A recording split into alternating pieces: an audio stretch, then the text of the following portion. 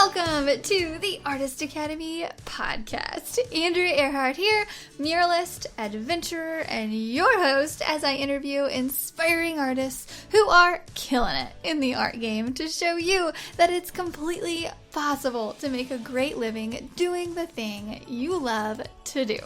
We highlight the business side of art to help you reach more customers, increase profits, and ultimately live a life of creative freedom. Enjoy the show.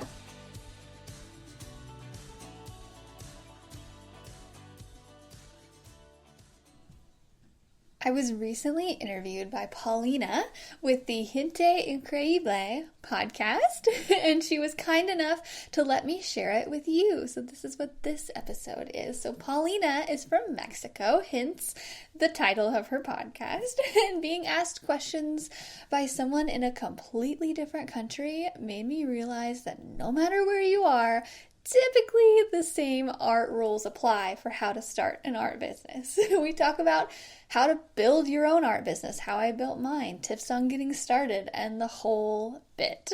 This is also a bit of an introduction to how I got started in my own art business, which I thought would be really informative for new listeners and old listeners, being that the intro I did to this podcast in the very beginning of it all about how I got started is over 2 years old.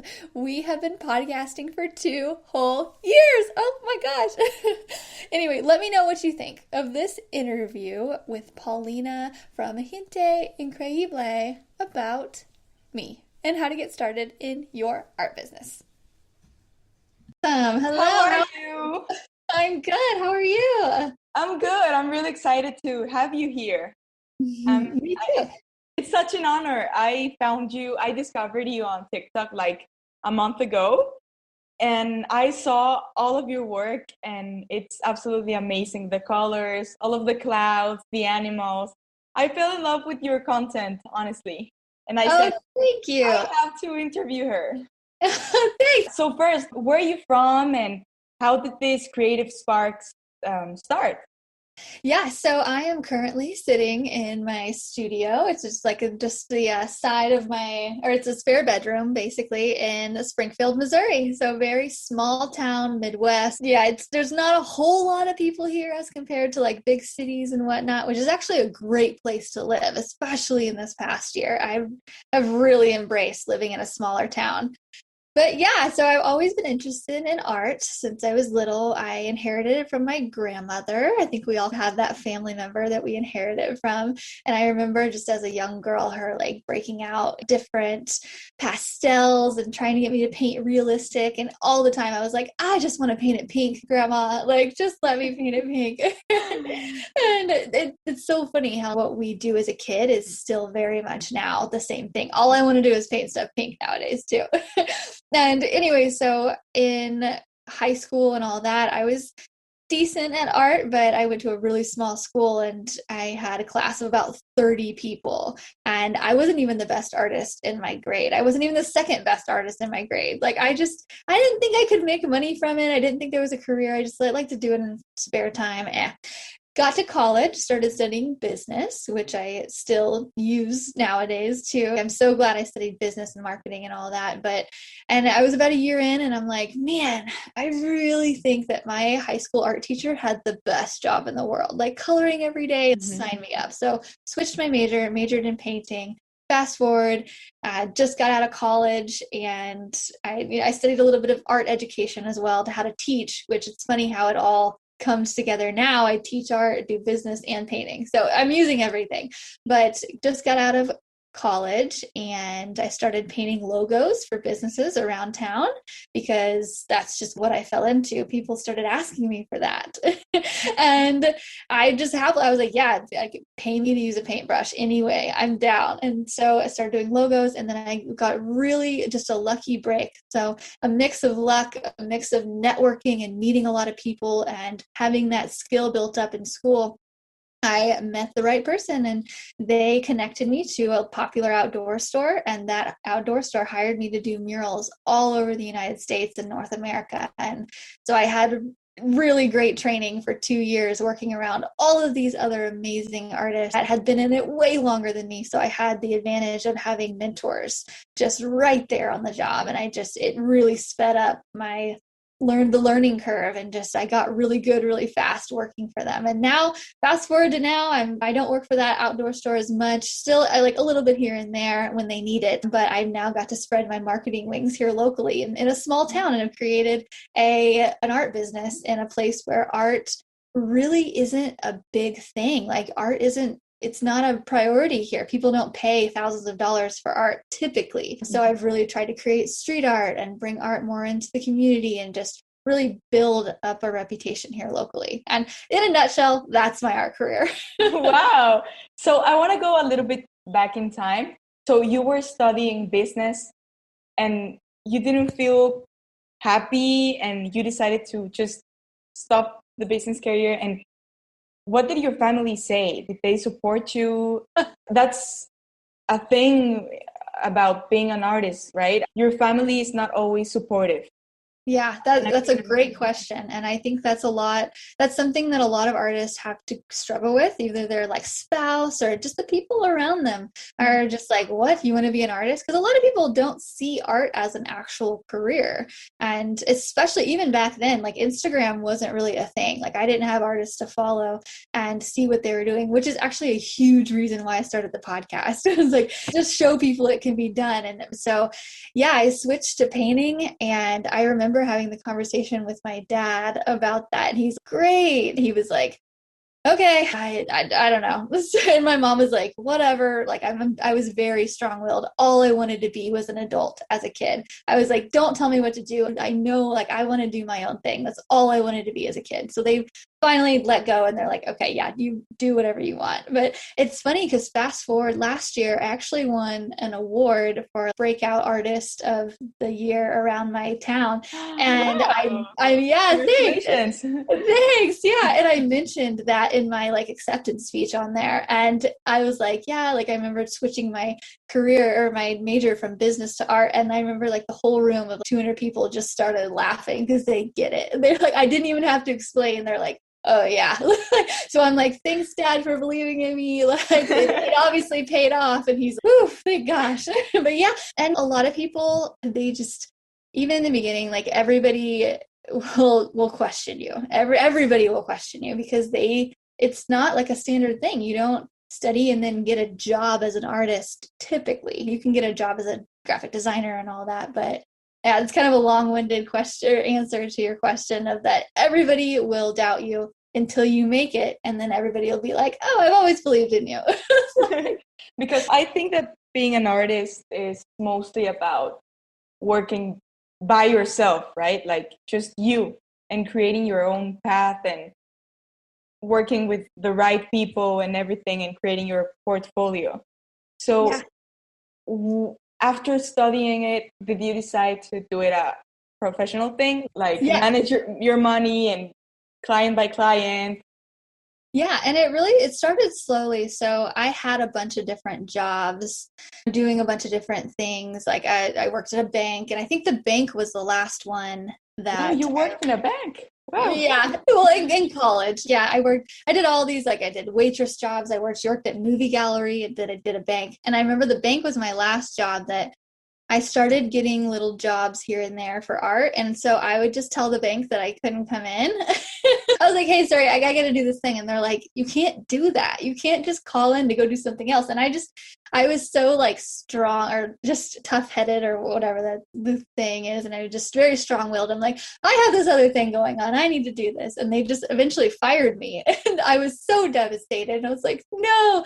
And then, okay, I'm going to figure out how to make it work. And I actually did a bunch of like marketing promotion stuff before I really did art full time. And so then I just worked for myself ever since. And it's been like 10 years. But that I remember that leap from having that stable every week I got a paycheck to, oh crap, I need to figure out how to get jobs on my own. It's a big leap, but it's the best decision I've ever made. Like I said, I hate people telling me what to do. I love to figure it out on my own, and I love to share it too. So like anybody that asks for an interview like you did, I'm like, yep, I will gladly talk about this. There's so much information out there. Yeah, there's a lot. And then there isn't a lot. There's a lot of artists who like just kind of stay in their studio and do their own thing and they just do it. But people have so many questions of like, how do you make money with this? And I'm like, this is how to do it.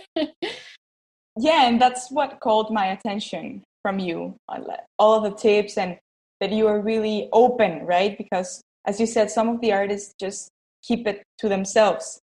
And it's hard for people like me, for example, that want to live from art. And it's actually really amazing that people like you are sharing it. And so after doing the bank, did you create a profile on Instagram, or how did you promote yourself? Yeah.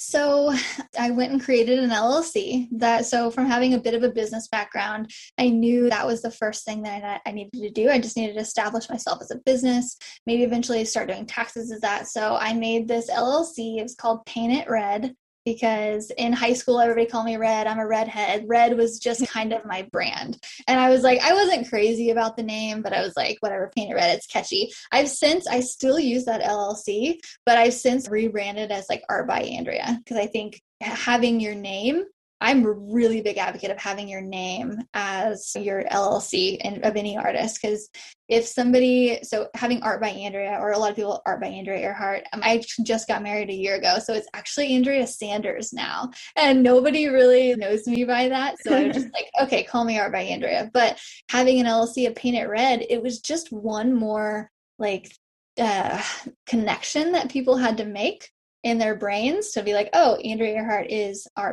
is Paint It Red. It's just so I wanted to delete that one connection, and that way it just Art by Andrea. Anyway, so I still use that as an LLC. It's on my invoices and such. But yeah, so I created an LLC, and then I just kind of started painting, like in my free time, and just painting and posting about it. And eventually, through doing a lot of marketing as well, meeting a lot of business owners, I started, getting a little bit of jobs here and there. I started painting a logo, and then more and more logos came out. But it was very slow at first. And then I got lucky. I got that like networking connection. And then coming back, and after doing that, I had to rebuild my whole local everything. So I started doing street art.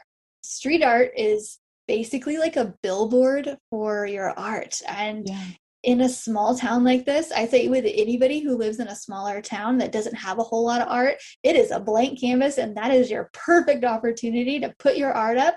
So I created these butterfly wings that people could stand in front of. And outside of my town, it wasn't really a new idea.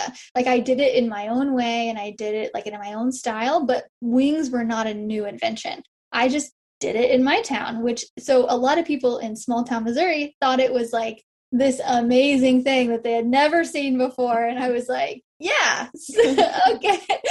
But they went and they stood in front of it, and some people would tag me online, and that's free advertising. And that's really how I took that. I'm very business minded in that way. And it was great because it got to color the town and create a lot of art here locally. But it was primarily a business tactic for me as to help spread the word. And street art is really the thing that started my career back up and got me to be really busy. You were talking about invoices. So in Mexico, for example, to actually have invoices and to actually work with an enterprise, you have to pay taxes and obviously subscribe yourself with the government. But how is that thing in the United States? Because I'm actually afraid to do that step, but I know that if I don't do it, I won't be able to grow, because I won't be able to collaborate with enterprises formally. So what advice would you give to little artists like me that are afraid to do that step? Or when do you think is the time to do it? How did you do it? I would say when you have a little bit under your belt. So I wouldn't say if somebody doesn't really practice daily and doesn't have any jobs at all or anything, I'd say wait a little bit, just start that practice of daily painting and posting and just to get a couple jobs. But I will say, like, not having a website and all of that, it does limit you. And I would say even like with murals, me not having insurance, would limit me to work on a lot of the jobs that I work on. And insurance and websites and all that, there's a time and place, and it's hard to say when to get it because it is an expense. It's the cost of doing business. And getting used to the cost of doing business, I think that mentality of that, like, I got to spend money to make money. I think the faster people can get with that program, the easier it is, whether it's hiring a mentor or investing in that website or whatnot. Like, the faster you do that, it's going to come a lot easier. But to file an LLC here, it's only $50. So if it's just that in your area or anybody that's listening, I'd say go ahead and do it. In California, I know it's 500 or something, which is quite a bit. So maybe wait a little bit longer. Maybe wait till you made at least $500 or $5,000 or something in your business to really maybe file that in taxes, or maybe even more. I don't know. But it's hard to say, but I'd say at least buy a domain. So if you don't have your website up, at least just spend that $12 on Google domains and just buy your place on the internet. Like, I have bought Art by Andrea E., Art by Andrea Earhart. I have Artist Academy Advanced. Like, I have a bunch of different domains because it seals your spot on the internet, and you don't want somebody taking your spot eventually when you're going to eventually do it. And what does LLC stand for? Okay. Oh, sorry. It's limited liability company. So an LLC, so it's probably different in Mexico, right? Yeah. Okay. Yeah. I'm not sure really how to advise what you should do there, but there's probably a way to solidify your business in tax terms. So we had to pay taxes as well. So a limited liability business or company, it basically is just a way to file your company name so nobody can take it and file taxes through your business. You can also do it as a sole proprietor. That's what that's called here. Not sure what it's called there, but it's just, and then having limited liability, it comes in handy in the extreme times. So say I'm on a job and I'm spray painting and something goes wrong and I accidentally spray paint over something that's worth $1 million, which can happen quickly if you're around cars, if you're around taxidermy, like if you're around all these crazy things and people are wanting to sue you. And so that's where insurances come in. And so if somebody sues me, they can't sue me personally. That's why I have limited liability. They can only sue my business. So they can't come after my house. They can't come after any of that. I'll just have to figure it out with the insurance companies under my business. So there's a bunch of different ways. A sole proprietor, a lot of people file under that. You don't have that. And again, it's just in extreme cases that something like that would happen. But yeah. Thank you for the tip. Sounds complicated, but it's essential if you want to grow, that you would have to do if you want to do this for a living. Yep. I just got an email request for a sign company here that's wanting to contract me. And they're like, hey, before we get you on anything, we need you to fill this out. We need you to send this to us. And they wanted my proof of insurance before they would even do anything. And it's that, like, bigger companies will need that, but not all artists want to work for big companies. Some people just want to paint and sell canvases, and you don't really need that as much. But murals are just bigger. Everything is bigger with murals. The profits are bigger. So you would say wait until you have the correct income in order to do that step, right? Yeah, I would just weigh it out. If it's cheap to do all of that, do it. If it costs quite a bit and you're not ready for that investment, wait till you've got some stuff coming in. So tell me, Andrea, what would you say that is your forte when it comes to painting? Is it murals? Is it canvas? What is your biggest income or source of? Yeah. So as of right now, like income-wise, I would say murals and logos take up probably 70% of my total income. So murals, like I mentioned, murals are big. People will pay good money for big things that are impressive and they get shared online a lot. So that's how I've been able to build my company as quickly as I have, just with murals. I love painting large scale. Even in college, I would paint on giant canvases, and I love painting large scale. And part of that, so it's murals, and then logos are also part of that. And we're actually doing a training inside the academy this week all about logos and how to get logo jobs, because last year, I'd say I don't know, maybe like 35-40% is probably made up of logos. Yeah, maybe 30, I don't know.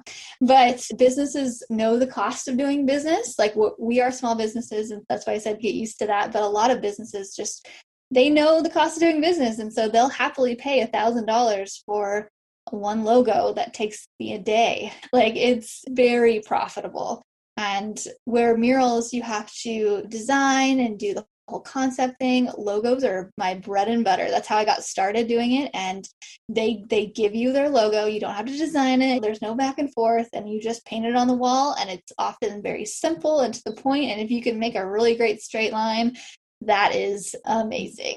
So highly recommend logos and murals. And then maybe 10% is like prints and canvases, which I like to do. I like to mix it up a little bit, but murals are the main thing. And then maybe 20% or less is teaching through Artist Academy. So I teach aspiring artists to do what I do. And that makes up, 20%. So I spend about one day a week really focusing on teaching everybody every week. Wow, that's really amazing. Thanks. Yeah, it's a lot of fun. Wow. And how do you manage your accountability? Do you use an external service or do you do it by yourself? Okay, so like how I keep track of everything I'm making. So actually, I really don't keep track all year. I just sit down every year at the end of the year. I spend like an entire day and just go through all of my photos, all of my invoices and everything, and just write it all down. I'll also write down where I got the job from, so I know if it's coming from social media, it's coming from word of mouth, if it comes from like interior decorators, like all of these clubs and whatnot. So I'm actually, I'm really bad about just like keeping track month to month. That's why I was asking you this question, because I'm the worst. Yeah, I know that there's a program called QuickBooks, but I don't want to do it. Maybe eventually. I should probably get into it at some point, but right now, just no. Okay, and tell me, how does your week look like? How do you avoid procrastination? That's, how do you organize your day? Do you paint 8 hours a day, or how is your week? Yeah, so I came from working for that outdoor store for 2 years, all over. And there we worked 10 hours a day, 6 days a week, painting straight. It was a lot. One of my big motivators as to do a bunch of marketing is I don't ever want to go back to that. It's just too much, honestly. And we would work 60 to 70, sometimes 80-hour weeks. And it was just a lot. But so I kept that in my mind. I'm like, okay, what if I didn't do that? But if I came back and I really painted for 7-8 hours a day? And that's what I did. I was just, at first, it wasn't very productive. I let my time fill with my husband wanted to go to lunch, and my mom wanted to go hang out with me on it. I don't know. I just filled my time with nonsense, and I've since got a lot better. I'll set deadlines. That's a major thing.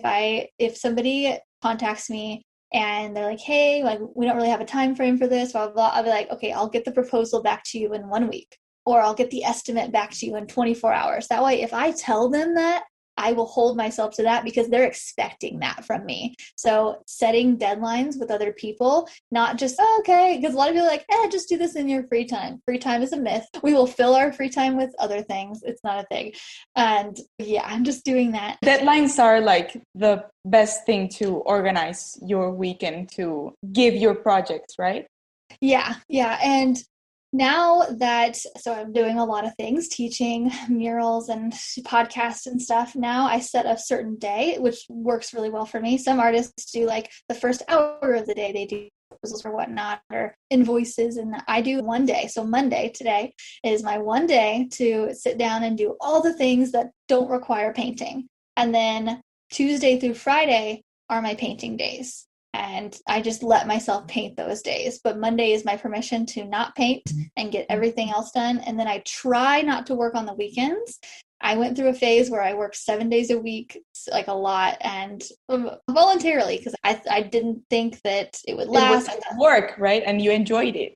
Yeah, I enjoyed it and I wanted to make money while it was good because art is it's like construction. It's very like feast or famine. It can go, you're really busy and then it's crickets, and then you're really busy and it's crickets. And so I got in that really busy season and I kept it and kept it. And now I'm like finally at the point where I'm like, okay, I'm going to have work for a while. There's no like famine in there. And so now I try not to work on the weekends, although people can get me to work on a weekend if they pay more. So I'll offer a rush fee sometimes, and I'll say, hey, if you pay me like $200 more, I'll come out on a Saturday and I'll paint your project. That's people who really need stuff. And a lot of the times people will pay it. People will gladly do it. And I'm like, okay, I'll work on a Saturday if I can make a little bit more. But yeah, so setting deadlines and just like giving yourself permission. If you want a rest day, give yourself permission for that. But be like, okay, I'm going to rest today and I'm going to kill it tomorrow. But just give yourself that day. Okay, this is a kill it day. This is a rest day. And how do you tell, for example, your husband, no, let's go for lunch, let's go to see my family, let's go blah, blah, blah. As you said, you're married, and how do you say no? And it would be, I think it'd be difficult, right? At first. Yeah, it was. And I remember, so my husband is a hunter, so he loves to go like duck hunting and all that stuff, and he loves me to come with him, and I do it with him and all that.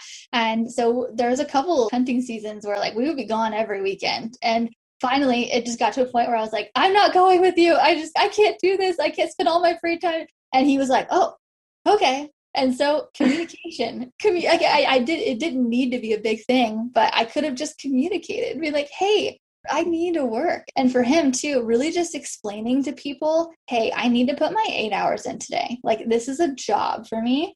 And also that comes in handy too when a lot of people will ask something for free. People, because it's art and you love it. And people will be like, oh, just paint this in your free time. Paint my dog for free. I will literally tell them, I can't afford to take off work right now. I work 8 hours a day. This is my job. And me doing this for you, I would need to take off 5 hours. That's a half day. And I can't really take off work for that. And they'll be like, oh, I didn't really think of it like that. But it's just treating your art business like a business and really just taking it seriously and taking yourself seriously too. We give so much to our bosses. I gave 6 days a week, 10 hours a day to my old boss kind of type. And so that mental switch for me, I was like, okay, I'm giving him way more respect than I'm giving myself right now. I'm not even painting for 3 hours a day, like back in the day. And so I was like, okay, I really need to switch on this at least 7-8 hour work day. And so usually it's about 7 hours a day. I don't like to paint more than 7. 7 is my limit. Yeah, because when you're painting, I think that like when the hours pass, you start seeing your painting as blurry, or you just start getting mad at the painting and just you start thinking about negative stuff, and that's horrible. Yeah, and it doesn't become as fun, and your back kind of hurts, and it's just so it's just coming out. Even like some projects, like actually just recently, I probably could have stayed and worked like 13 hours to finish a project on a day, but lately especially I'll just be like, okay, no, I'll stop at the 8 hours and I'll put in another 3 tomorrow. And that just really helps. And just to come at it with a freshness the next day and just finish it up properly. And then that also helps me to take photos in the end. And I'm not like completely worn out at the end of the day. And Andrea, I have to ask you something. How do you manage to do content from everything that you do? Like you have to think about your piece, but then you also have to think about the content that you're going to create. Isn't that like really exhausting for you? I like it. It's fun, but you have a lot of stuff to think about. Yeah, I guess I'm just in the habit of doing it. And like before I did painting full time, I did like promotional marketing stuff. And so I was really in the habit of just promoting businesses, promote it online, promote it at a show, promote. Because really, and now it's to the point where if I'm painting something and if I'm not taking a time lapse of it, or I'm not taking photos in the end, I'm like, like I didn't do this. there's something wrong. Yeah, this is weird. It's really as simple as just getting your phone or your iPad or something and putting it up and just turning on a time lapse. And that's it. And you don't even have to think about it. You can edit it afterwards and then you're just in the zone. I turn on a podcast when I'm listening and painting. Me too. Yeah. What do you listen to? Oh gosh. So audiobooks and really anything business I love. Anything that's like telling me how to make money or just like think of business in a new way. Like I love listening to personal development stuff and just learning how to be a better human. I think like all kids should. I would really wish somebody would have given me personal development books as an 18-year-old. If I would have, maybe I would have taken it. But I feel like I'm so late in life discovering all this stuff of just ways to think. And I love somebody talking in my ear. Music doesn't really do it for me. Yeah. I need to learn something while I'm painting, you know? Yeah, we're so lucky to have this very right brain thing going on where we can paint and we can learn at the same time. It's amazing. And what are the titles? What do you mean? Oh, so like specifics? I really like to listen to How I Built This by, I think it's Guy Raz and on NPR, but it's just people building businesses. I'm a big Amy Porterfield fan. She talks about marketing, and that's more of teaching people online type of stuff. Let's see. The Tim Ferriss podcast is pretty cool. Me too. Oh my God. He's my inspiration.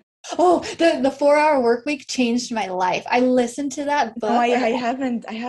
Oh, so it changed my life because I listened to it about 7 years ago when the whole like online thing was starting to become, and he talks a lot about having a virtual assistant and just selling things online and traveling. And I had the actual book. It was before anybody introduced me to podcasts. And I read his book when I was on the plane. I was actually traveling through the Philippines.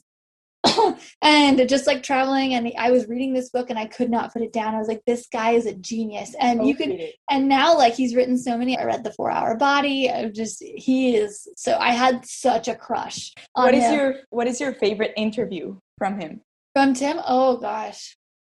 There's so many good ones. The Matthew McConaughey recent one was pretty good.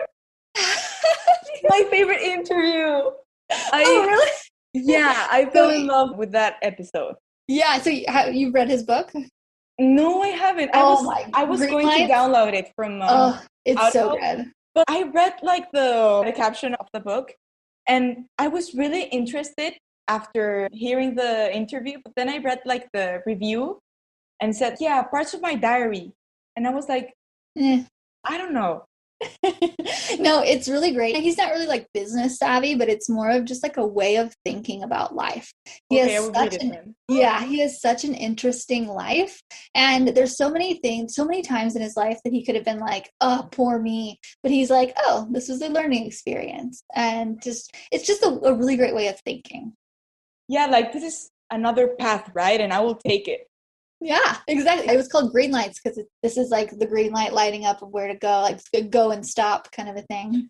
I was hoping you were going to say the Matthew McConaughey episode, really. And when you said it, I was super happy. Yeah. Oh, okay. So would you say TikTok is your main social media platform to promote your work? So I kind of go through phases with TikTok.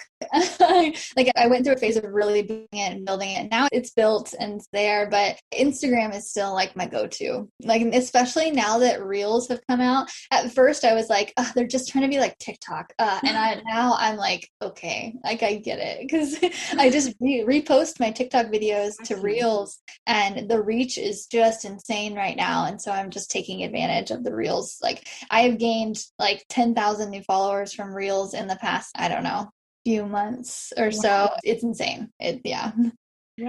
I did a remake on your Ghosted. Oh, really? On your Ghosted video. Yeah. I did a remake, but in Spanish. It was super fun. It's super funny because it happens. Hello, what is the cost of this? And what is the cost of this work? And you just tell them the price. Yeah. Scene. Okay. Yeah, exactly. I'm gonna have to check out this video. So relatable. I will send it to you. So would you say that storytelling is the go-to for Yeah, and promotion, marketing? yeah, storytelling or just really just showing someone how you create.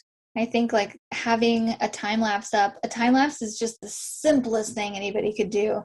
Just having it from a blank white wall to creating even a logo or something just big and fun and just showing like the process in like 10 seconds so fast because I actually tried to watch a tutorial that somebody posted on Instagram the other day. It was like 13 minutes long and I was like, I can't do this. No. I couldn't do it. It was just, I don't know. I had to like do other things, clean the kitchen and just listen to it because my attention span is so little from TikTok and everything. So like the faster you can get it made, the better. And then make a cute little ending on it. Like, look what I made. Like that's the key, I think.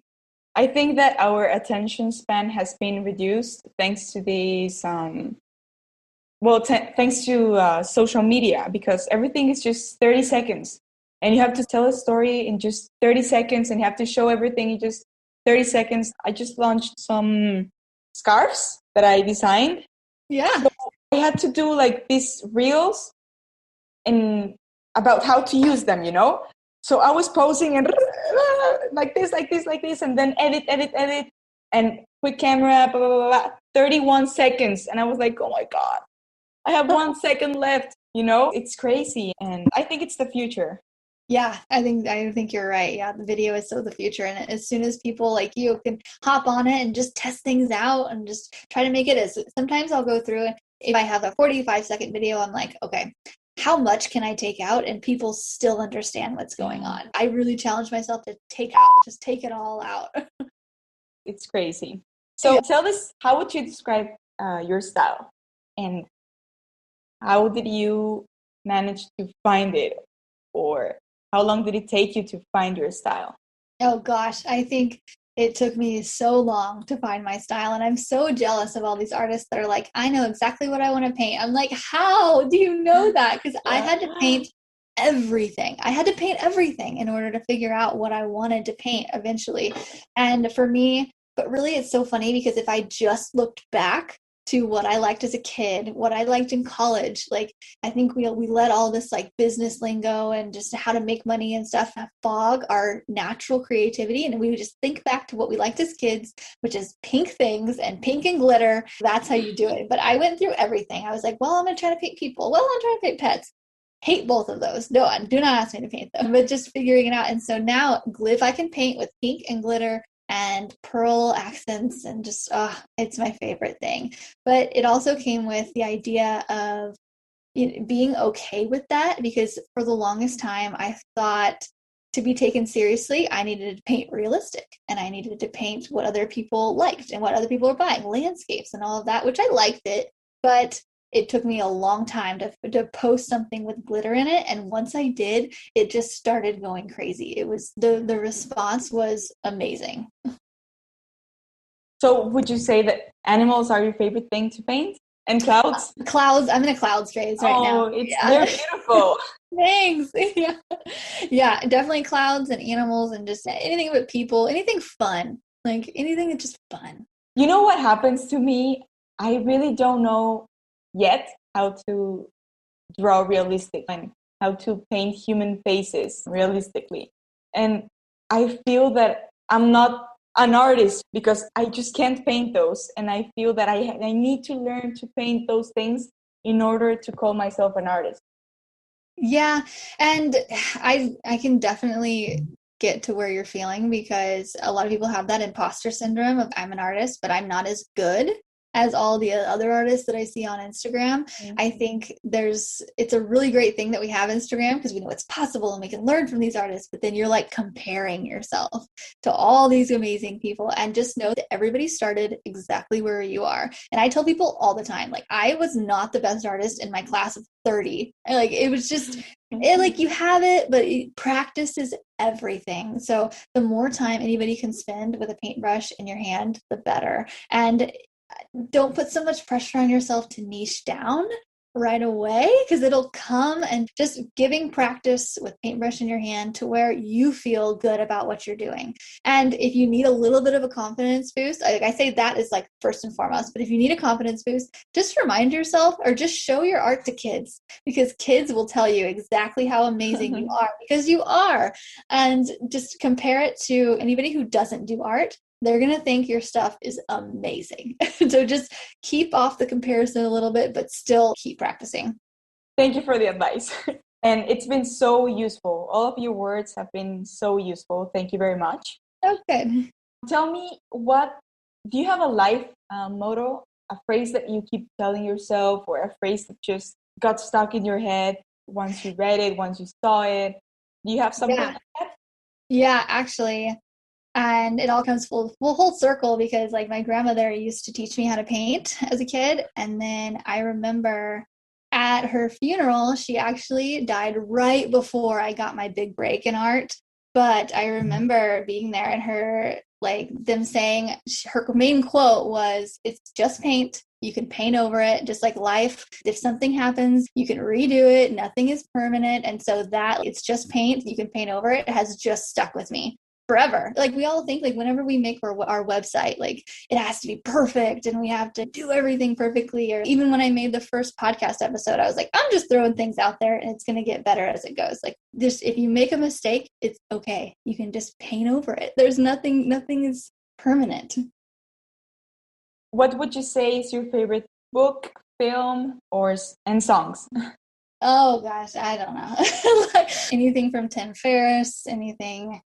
And the Goal Digger podcast is pretty good. So Goal Digger, it's really good for marketing. Oh, so book Art, Money, Success by Maria Brophy is a must for all artists. She is amazing. I actually got the chance to interview her on a podcast in the beginning and when I first started it, and I was just blown away. She is so cool. Like, her book Art, Money, Success. Every artist needs to read it. Perfect. Favorite film? Oh gosh, I am actually not. I actually worked at movie gallery before in college, and I'm just not a big movie person. Really? Yeah, I don't know. I'm just not a big TV person. Like, so you don't watch series? You don't watch Netflix? Sometimes? So now I will. I remember I went through a year where I was like painting all the time and I cut out Netflix. I was like, that's an easy thing for me. And so I tell people too, if you really want to get a boost in your art career, cut out Netflix just for a year. Just give it a year. And so now I will, like, I don't know. I can't really think of one. Oh, what was that one? It's like an old time one. They're like old. Gosh, I can't remember, but it's basically it's a Netflix original based back in the time when people like, gosh, I don't even know. I'll look it up and I'll tell you. It's something with a B, I think. Okay. Yeah, you have to actually cut out Netflix because you're so into painting, and I think that your like audible things help us, right? And to distract ourselves because our eyes are on the painting. Yeah, and I know a lot of people can like watch movies and paint and at the same time. I'm not that person. I tried to do it. I got some headaches that were really horrible, so I said, no, that's not for me. Yeah. What is the best and worst advice that someone has given you? Okay, yeah, I have the perfect one. So I remember when I did like marketing and promotions and stuff, I remember I would go up to people and be like, "Hi, I'm Andrea," like super excited, blah, blah, blah. And I remember one person told me, they're like, "You really need to have more of a poker face whenever you like a stern, like you really need to be more professional when you meet people like this." And that stuck with me for a long time, thinking that I wasn't my natural, like high energy, really happy, wasn't good. And it's really in the last couple of years, I've really just ditched that advice. And because really the more personality that you can put out in your art, the better. The more people like you, the more you smile. Like, there's no need. If anybody ever tells you not to smile in business terms, they're doing it wrong. That's the worst advice I've ever gotten. And the best? Oh gosh, to treat your art business like a business, like 8 hours a day, just invoices, cash flow, like just get a little bit of business in your art. Not enough to like fade all the creativity out of you, but really just to treat it like a business. And that's why I help artists with that. I love the business side and making money and sales and all of that. I oddly love it. I tell people like oddly, and I love to talk about it and teach it. And so I teach it to other artists. So if you could take someone to dinner, dead or alive, who would it be? An artist? So who is your biggest inspiration? I would love to take Tim Ferriss and or Amy Porterfield. She's a big one. She's just an inspiration. If you could go back in time and live in a different era, when would it be? Oh gosh, it's back in the era of the Netflix show that I can't think of. Oh, it's called Bridgerton. No. What? What is it called? Oh, it's called Bridgerton is what it's called. That's the Netflix. I would go back and live in that, even though like artists weren't taken seriously back then or whatever, but the love stories of that were just so awesome. The outfits. Yeah, the outfits. I think it's so cool. Yeah, it's really beautiful. I haven't watched Bridgerton, but I will give it a chance. And well, Andrea, it was amazing to have this talk with you. Do you have any message that you could give to the people that are listening, or an advice? I don't know, whatever you feel. Yeah. Whatever you want to say. Yeah, this advice, an art professor gave it to me when I was in college, and I was just like, I kind of brushed it off. And now I sell to people all the time. Paint all the time. Paint every day. Paint a painting every day, every week. Just paint all the time, because that is the basis of everything. The better you can be and the more stuff you have to promote, just that is the basis of everything. Just find time. Find an hour a day at least to paint, and things will magically start to happen for you. Thank you very much, Andrea, for your time. It was a pleasure talking to you, and I had an amazing time. I hope that you had a good time too. Yeah, it was so great to meet you. I'm so glad we did this. Thank you for asking all of these questions. And thank you. Yeah, it was great to meet you. This episode is sponsored by the Mural Master Program inside of the Artist Academy Advanced membership. This program is specifically designed to help you with every step of the mural process. From coming up with an idea, to finding a wall to paint it on, to pitching your ideas to businesses, and finally, of course, I teach you exactly how to paint large scale. Murals are a lot of fun and a great way to grow your art business. I know, because it has been one of the top ways that I've been able to grow my own art business as quickly as I have. With several years of experience as a muralist, I've dialed down the painting techniques, the proposals, the pitching, the whole bit. And now I've compiled it into one resource for you called the Mural Master Program. This is included inside of the Artist Academy Advanced membership, and I would love to invite you to join us by going to artistacademy.co, that is artistacademy.co, and click the link to see the Mural Master Program and learn more. If you've enjoyed this episode, don't forget to subscribe and leave a review. If you review our podcast and send a screenshot of that review to me on Instagram, I am Art by Andrea Earhart. I will gladly share your art on my Instagram story with a reach of over 60,000 as a thank you for helping us grow this Artist Academy community. And speaking of community, if you would like to be a part of our absolutely free and very encouraging community on social media, just head over to facebook.com/groups/Artist Academy, and I will see you next week.